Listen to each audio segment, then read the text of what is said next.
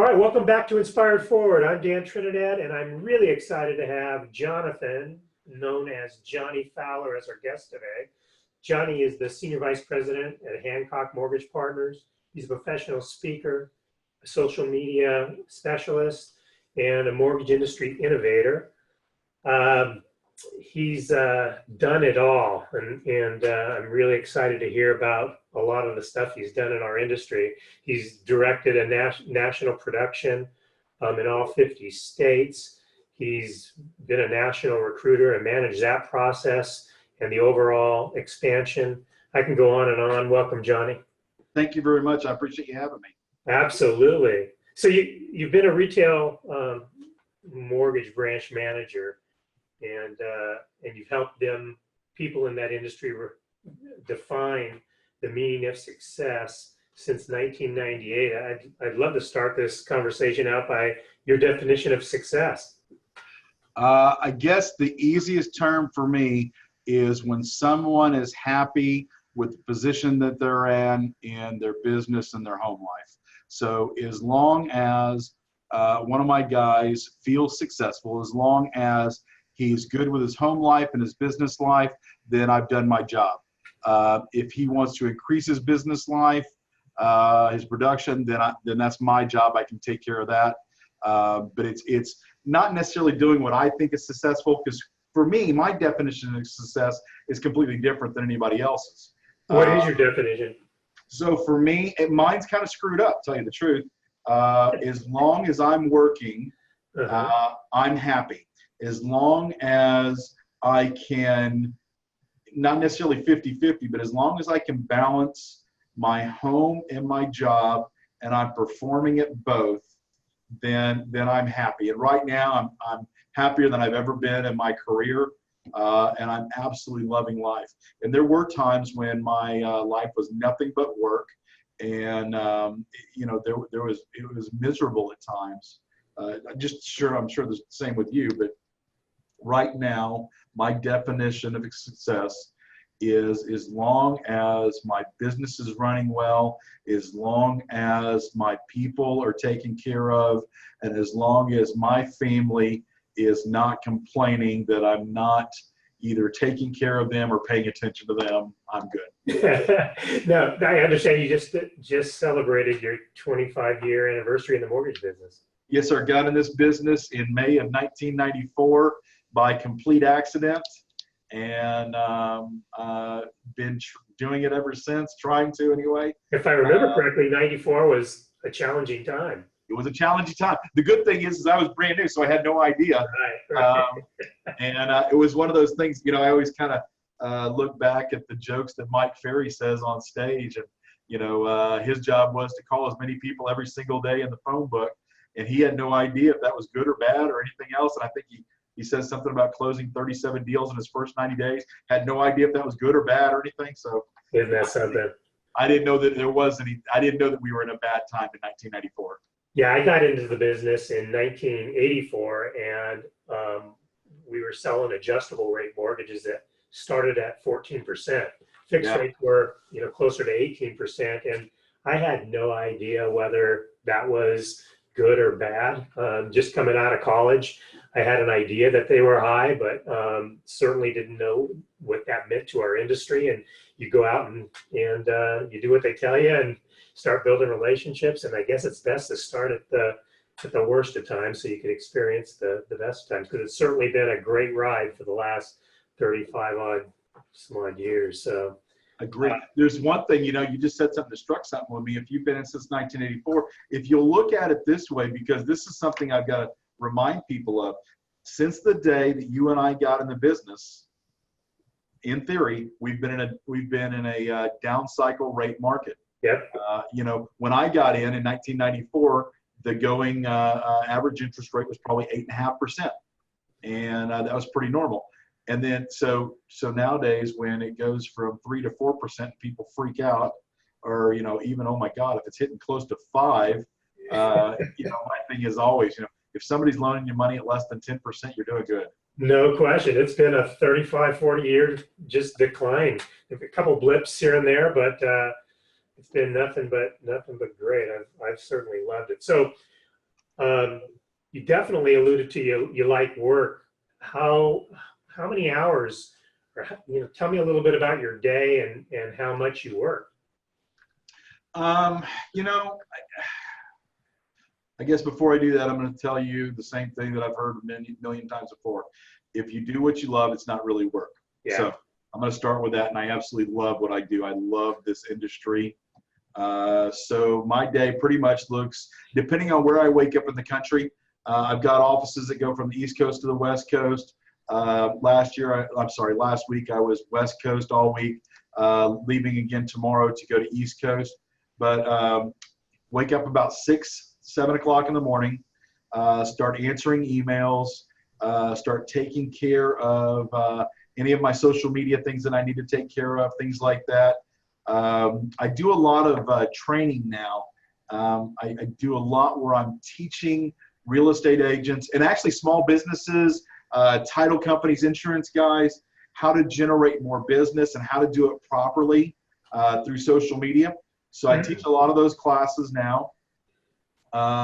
So tomorrow morning I'll wake up in Charlotte, North Carolina. I will get up about 6 o'clock in the morning, start working. I go on stage about 9 a.m. I will teach straight through until about 1 to 2:30 tomorrow afternoon. Then I do nothing but hang around and actual hands-on helping anybody in that class. And then get back to my hotel, take my my branch and the loan officers out to dinner tomorrow. And then I will finish up my day sometime around 11 to 12 o'clock tomorrow night when I catch up on emails and all of those things. Whoa. So when do you have time for the other stuff? Do you get to the gym? You get any exercise? Spend time with your family? I do. I usually do that when I'm on the road. I'm a Hilton guy, so Hilton's always have some form of gym. I'm able to do that. And then the deal my wife and I made years ago was for me to be home on the weekends. So 99 times out of 100, I come home either on Thursday night or Friday night, and then I spend the whole weekend at home before I have to go again. Is that hard to? I don't know if you work at all on the weekends. I have a challenging time sometimes.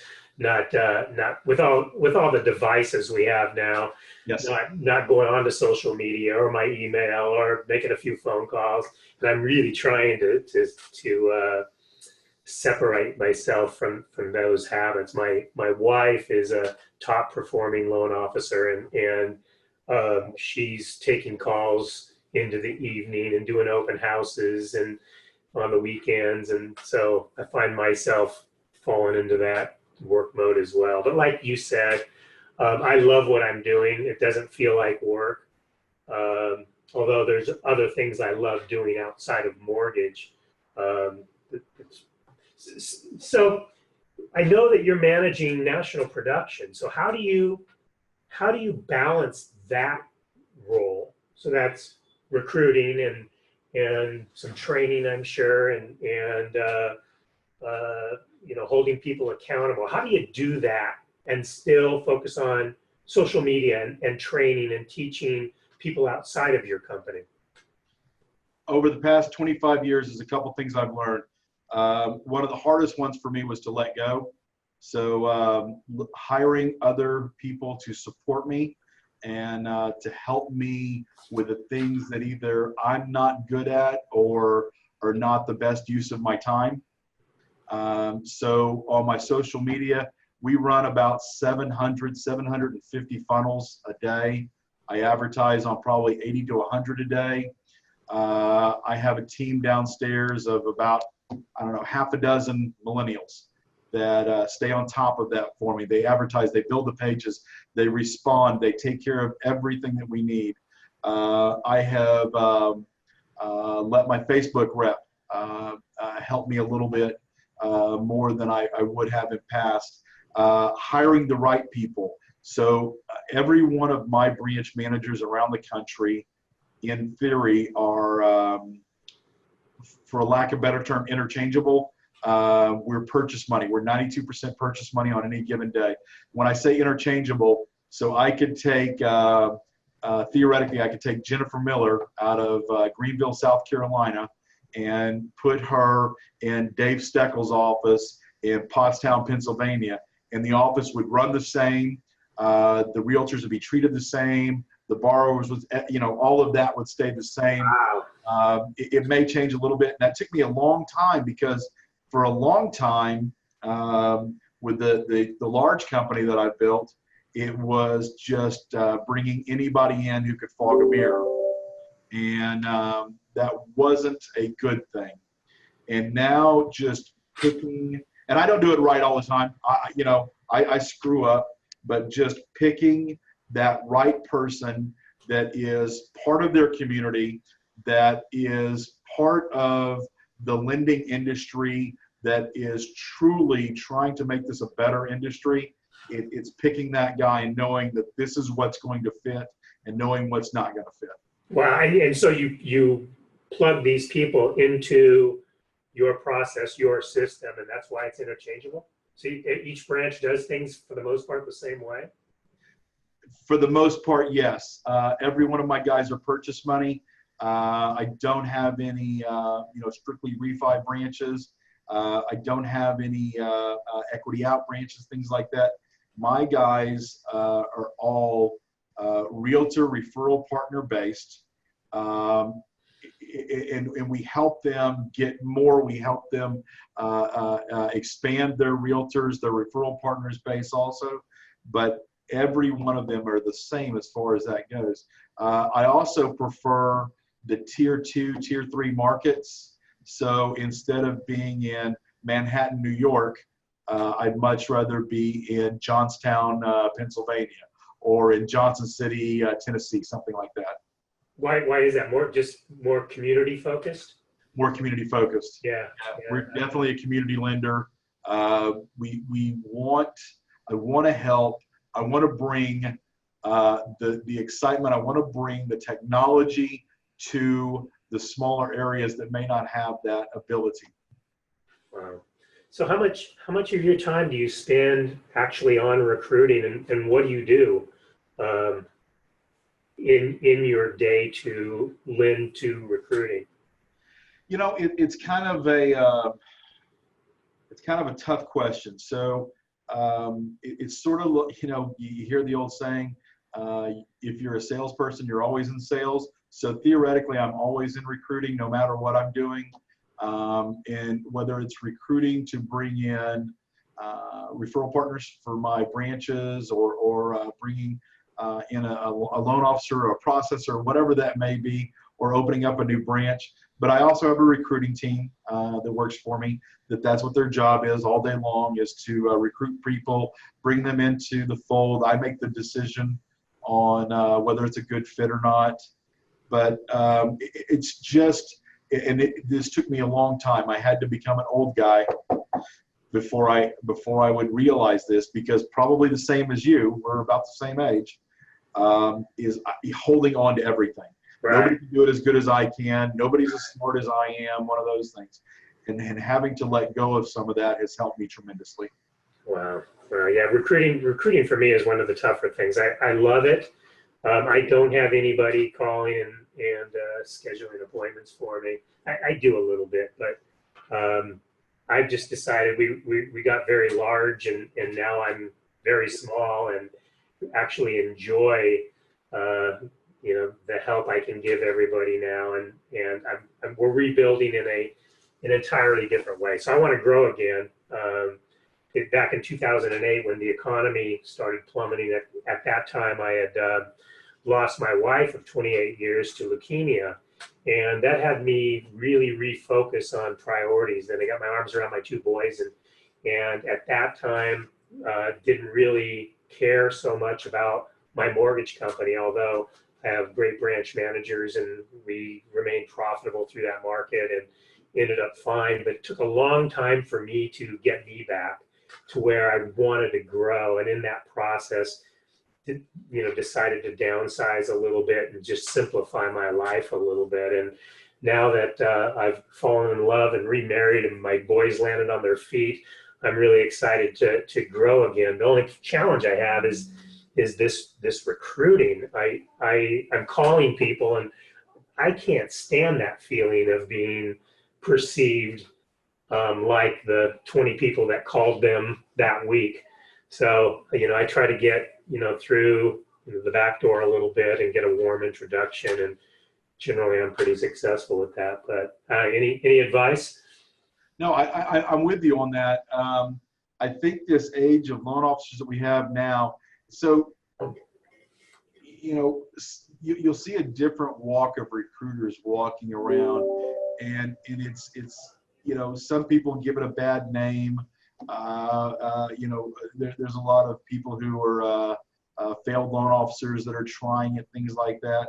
I do agree with you. It's the warm phone call in is always a better conversation than that cold call and you're the fifth guy who's called them kind of thing. The other thing that I can't stand about this business is the recruiters that lie. Yeah. There's no need to. And if you're working for a company that requires you to lie, you need to leave there as fast as you can. But it's just tell the truth. And if somebody moving is pain, there's no question about it. Moving is painful. Just be honest with people. But I'm with you on that. It's very it's difficult, and sometimes very just mind racking. Trying to talk to someone when you see somebody struggling, or you see somebody that could be doing better if they were with the right company, kind of thing. It gets very very discouraging when they've talked to 4 or 5 other people before you and they've lied to them, or the person that brought them into this company lied to them, things like that. So yeah, I'm with you. It's a tough gig. There's no ifs, ands, or buts. Yeah, it's been like that. It's been like that forever. So, it's getting a little more difficult. I'm really enjoying working with the younger group. You said you've got some millennials working for you. I really love it. I mean, it's important to get the right ones, the ones that are driven and self starters, and you point them in the right direction, and boy, do they go. And I love that energy. And you'll relate to this as we get a little bit older. Our focus becomes a little bit more intentful. Is that a word? Yes. Where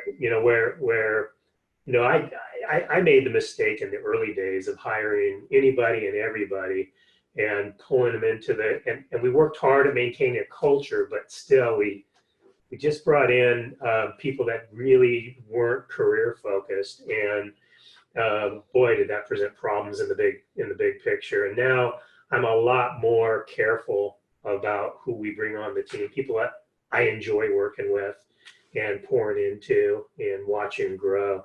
Yeah. One of the things at the same time when you were doing that, I was doing the same thing. And I figured out really, really quickly that attrition is much more important than recruiting. Yeah, absolutely. So what kind of things do you do to retain your people? Whatever they need, kind of thing. So very picky on who I bring in. I almost make a joke about it that it's my job to keep people out as opposed to bring them in, almost. And I think as long as you've been doing this, that'll make sense to you. Yeah. But then once you get them here, make sure that they're happy, make sure that you fulfill everything that you say, and then also be part of their life. Actually, be there, show up, help them. Big deal. You do FHA and VA, so does everybody else. Right. You got 13-day turn time, so does everybody else. Right. It's listening to what they need and what they want, and helping them with that is what's important.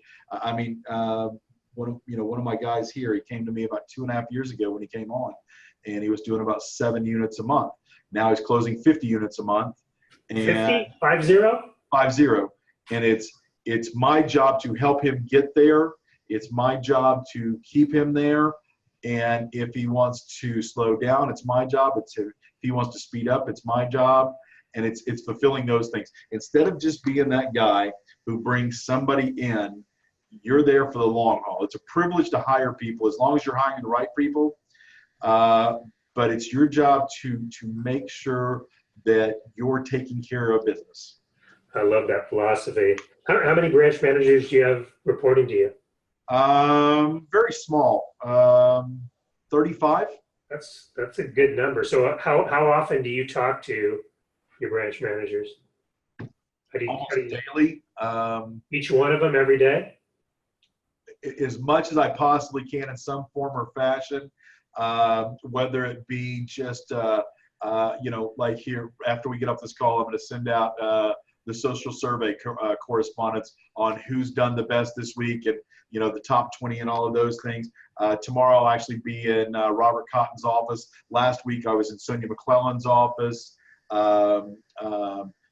We all spend time together, whatever it is. Birthday parties, Christmas. Hell, when we have our Christmas party every year, we actually have it at Mr. Hancock's house, and I end up having anywhere from 8 to 15 people stay at my house for that week of, before the Christmas party and afterwards. Things like that. It's so.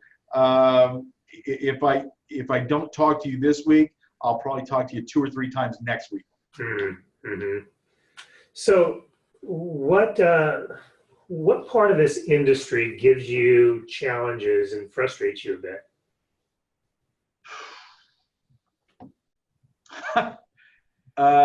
Which part doesn't? No, there's the overregulation. Yeah, sure has changed. It is one of the things. It's people making rules and policies and guidelines that don't realize what the impact. I mean, if you and I sit here and reminisce, we can probably think of half a dozen really quickly. What did HDCC help? Yeah. I mean, really, what it helped that? What did Dodd-Frank really help in the mortgage business? It wasn't any of us that did anything. So the overregulation and being regulated by people who have no idea what this business is. I love the investors that we have nowadays. You and I both lived through going through the crazy times where we had investors bringing products to us that should have never been in this business and telling us how to do it and things like that. But I love the investors today. I like the systems. I like the LOSs. I like the technology. I like the end investors. I like the hedge fund. I like the market hedgers. I really can't think of anything that other than the ridiculous overregulation. And that's not all of them, because we've got some amazing, the guys that work for Texas SML that oversee me directly, they're absolutely amazing. They're in here. They know exactly what they want. They walk out the door. It's great. It's just these crazy things that keep getting put on. The whole idea, when you and I, when they put FinCEN on us, Mm-hmm. now all of a sudden I got deputized to turn in people with high deposits or OFAC, and they didn't give me a badge or a gun, but now I'm deputized to do this. Things like that, It just doesn't make any sense. Wow. Yeah. So a lot of changes are taking place in our industry right now. But as I tell everybody, there's always been a threat. I remember from the early days of real estate companies starting their own mortgage companies, and the stated incomes, no-qual loans going away, and then .com, and there's always been this outside threat. But now the internet has definitely changed the game a little bit. You're clearly playing it from a social media standpoint. How do you see this industry a few years out? Any major changes, anything to prepare for? As far as it is the business that I'm in, the single family, the tier 2, tier 3 markets, I see it getting better as far as the mortgage side. If I had a wish list, I would wish that the builders would start building more affordable homes. I wish that they would pay attention to the fact that the average 33-year-old that's buying a home doesn't want 3,500 square feet. I wish that would be, and I understand from their perspective, if I'm going to take up a lot full of home, I may as well, do what I can on it. I can kind of understand that, but we need affordable housing. As far as the online stuff, I'm not. Somebody read it to me the other day. Matter of fact, Andrew Berman read it to me the other day. I was quoted 10 years ago saying that, technology will never take over the belly-to-belly handshake that people need in this business. And I still firmly believe that. I do understand where there is a need.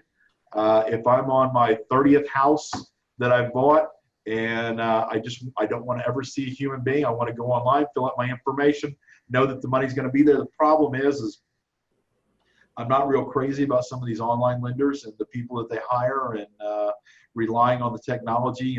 If the kid worked at Best Buy yesterday and now he's my loan officer today, I've got an issue with that one.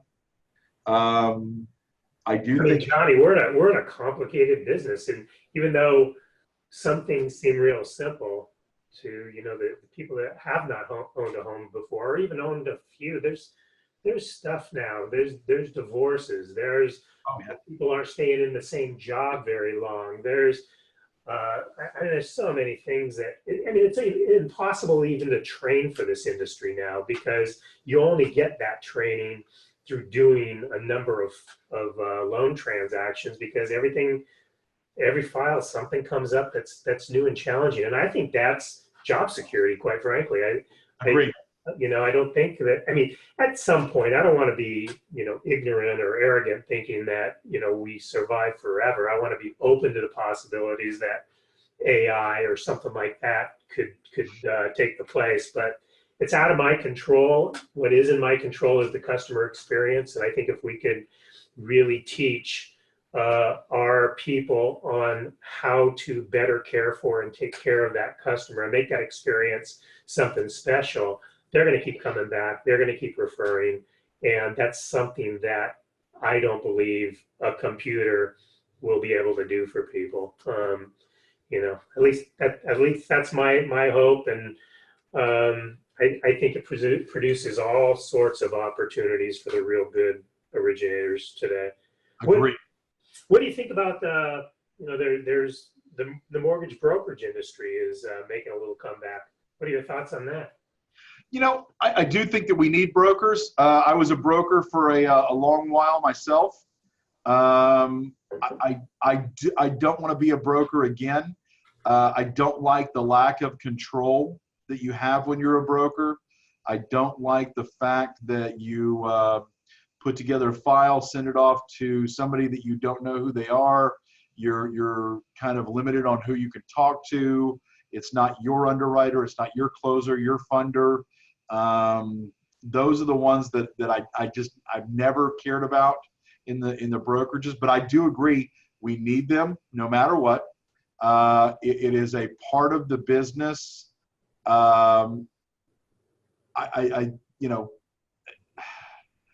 It's not for me, but it works for some people. It's a necessary, but it's not for me. Yeah. We were a broker for many years, and we actually were probably the largest in the country. And at that time, Who were you with? I own Partners Mortgage. Okay, because I was Allied Home Mortgage, and we were the largest broker. Yeah. I remember you guys well. We prided ourselves on not brokering to anybody and everybody. We'd establish relationships with just a handful of lenders, and I would negotiate turn times with them, and we would drive the majority of our business to them. And we certainly got to know our underwriters, doctors, funders, similarly to we sold well against the in-house. So I think the mortgage brokers that focus on that, still have a place. I think when the game changes again is when the market gets real busy. That's when that lack of control comes into play. But there are great brokers, there are great bankers, and I think the people that are focused on the customer experience, whether you're a broker or a banker, will probably win. Agreed.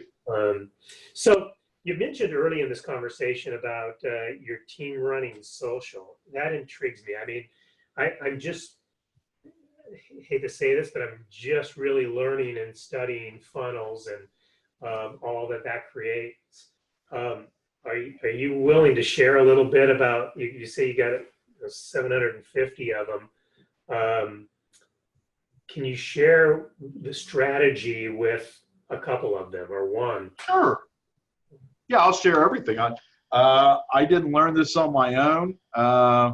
I was taught by a guy named Ryan Stewman out of Dallas, Texas, how to do this. He still does it today. And he's the one who started us doing it.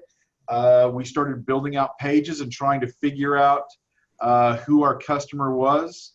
And through a lot of trial and error, we finally got to the point to where we could figure out who the customer was. And about that time, Facebook changes up their algorithms. Right.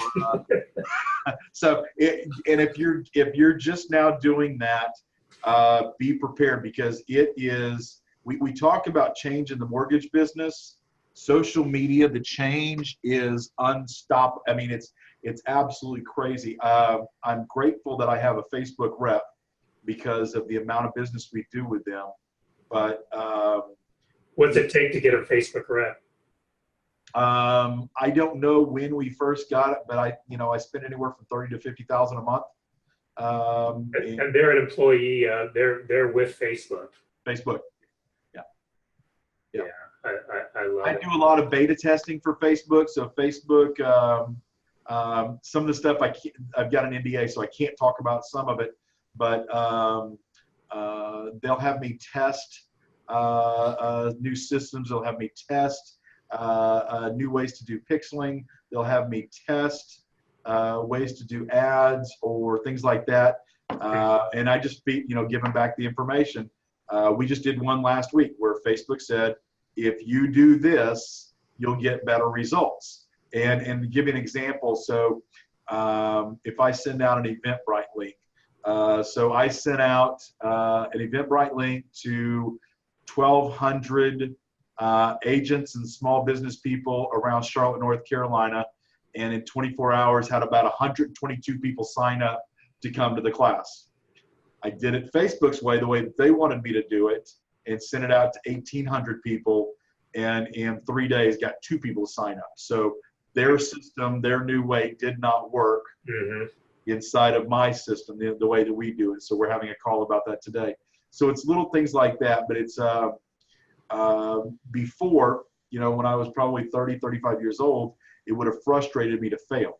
And now we kind of grasp it, because every time you fail, you learn something and you get a little bit better. Yeah, So, I love that. I love that. I mean, what has been one of your biggest failures in not only the industry but in life that you feel like you've overcome, and I'd be mostly interested now you've overcome it. We've all had failures at some point. I guess my 2 biggest ones that I can think of that really hit me are thinking that I could control the crash that started in 2007. It was the first time I'd ever seen anything like that. And previous to that, I mean, we had 700 offices doing $1.8 billion a month. And when the crash hit, where we saw the crash, thinking I could control that and driving myself crazy, trying to do that, I ended up destroying my marriage. Her and I got back together since then, so we got remarried. We ended up getting divorced during the crash, remarried back in 2012. So that's one of my biggest failures. Wow. And then my biggest one that I beat myself up over a lot is trusting someone that I should not have trusted, believing in somebody I should not have believed in. And it's one of those things, like they say, hindsight's 20/20. Right. That's where I feel foolish. Yeah, boy, I've got a list of those that I keep thinking I learned a big lesson, and I've been definitely guilty of putting myself in that situation a few times. So obviously the common denominator is me, and I just got to be a little more diligent and careful with who I bring into my circle, for sure. Well, very cool. The funnel things, going back to that. Yeah. So we're doing a very good job at getting buyer and seller leads that we nurture and take back to real estate agents and give to our loan officers, and always trying to improve that. Are you doing funnels? I guess you obviously are. You're doing it for events. Are you doing it for our business partners as well? I do it for anything and everything. Anything and everything. So like right now, you can actually, I don't know if you've got split screen, but you can actually go see one of my funnels if you do. So do you care if I say it? No. Okay. So Hot Homes of Katy, Hot Homes of Katy, Katy, is one of my funnels. It's a little area on the west side of Houston. That's one of the ones that we build out. It's here local. That's why I can, just spout it off. And what we do with it, I've got about 6,100 people who follow that page. They get their news from that page. I update that page every day. What's going on, where it's going on at, things like that. And I advertise, properties on there, anything that I can do to help that community. And off of that one, I probably get a couple hundred purchase money leads a month off of that one page. And all of my pages look very similar. So you can find almost any of my pages. Just put in Hot Homes of and your town around you or any town around you, and it's probably one of my pages. It's learning when to turn them on and when to turn them off. Mm-hmm. It's learning how to change up, whenever, I don't know how long ago you started, but, at one point, Facebook gave us all kinds of attributes that we could advertise to. Then they take them away, so it takes me much longer now to build one. And there's some things that I can tell you offline. I don't want to tell you online because it's, as far as I'm concerned, proprietary secrets. But how to find that same customer, do those things. Because they're going through a pretty significant change right now, right? Yeah, that's what they say. That it actually started in August of last year. Right after the hearings is when it started. So now they're making a big deal about it. But we've been dealing with that change since last August. They took away almost all the attributes then, and then we just had to change up. And like I said, I'll tell you how to do it offline, but it's something that I don't want to share online. But we still get the same result, finding the same people, things like that. But I sat years ago listening to Dave Liniger talk about, it's one of those things. I tell people all the time, he's probably the oldest millennial that I've ever listened to. But I listened to him, and as far as I was concerned, he hit the nail on the head right off the bat. You have 27 to 70 seconds to talk to this individual, or they're clicking on the next thing. So I just built out my systems to do that. So what happens now, in theory, so this is how my system works. Somebody does what I want them to do. They've either been on sites that I wanted them to go to, they've said something I wanted them to say, they've looked at something I wanted them to look at, and I advertise to them. I make them fill out their information twice. As soon as they fill out their information twice, within less than 2 seconds on our proprietary phone app, I have their information where they want you to get a hold of them at. I give that to the referral partners in that same 2 seconds or less. And then I do things from there, a WooFoo form, a voicemail, a text message, an email, things like that to try and help them with whatever it is. And then I've built systems that follow up afterwards, things like that. But it's trying to get to them in that first 27 to 70 seconds, like Mr. Liniger told me to do, that's how my systems are built out. So they're certainly not going directly to a loan officer. They're probably going to somebody who schedules it. Directly to a loan officer immediately. Right. Yep, they go at the same time. They go to the referral partner and the loan officer at the same time. Are they going to the traditional loan officer, the loan officers out there that have relationships with realtors? That's great. Yes, sir. And that's one of the issues that we have also is a traditional belly-to-belly loan officer doesn't want to work leads, won't work them when they come in. So it's working with that. Also, same thing with the real estate agents. Not realizing that it's not a cold call. It's a warm, reception kind of thing. Yeah. Wow.